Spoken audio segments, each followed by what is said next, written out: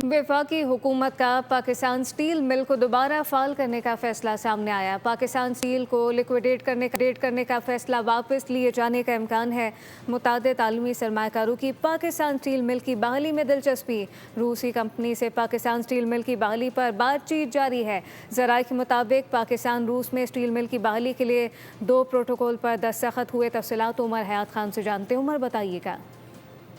जी बिल्कुल, Pakistan steel mills की बहाली के हवाले से वफाकी हुकूमत ने बड़ा फैसला किया है और इसको दोबारा फाल करने का फैसला किया गया है। पाकिस्तान स्टील मिल्स को लिक्विडेट करने का साबका फैसला जो है वो वापस लिए जाने का इम्कान है।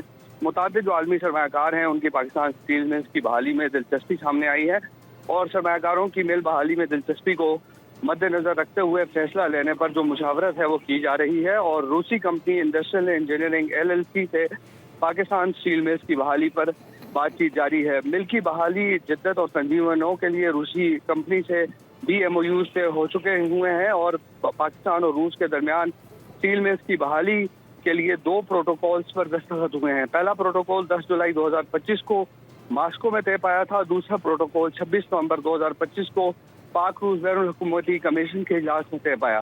स्टील मिल्स की बहाली के खासतौर पर पैदावार के लिए ऑपरेशनल और सरमायाजाती अखराजात का तयन किया जाएगा। पाकिस्तान स्टील मिल्स की पैदावारी लागत और मार्केट में अमलदारी का जायजा मुकम्मल हो चुका है और जायजे के नताइज की बुनियाद पर पाकिस्तान स्टील मिल्स की बहाली का हतमी फैसला होगा।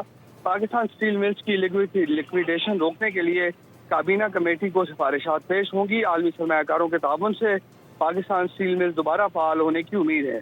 SIFC ने मई 2024 में पाकिस्तान स्टील मिल्स को खत्म करने का फैसला किया था और काबीना कमेटी बराए राइट साइजिंग ने अगस्त 2024 में पाकिस्तान स्टील मिल्स की लिक्विडेशन मंजूर की थी। जी उमर हयात खान, बहुत शुक्रिया। सब्सक्राइब करें और बेल दबाएं ताकि कोई खबर रह न जाए।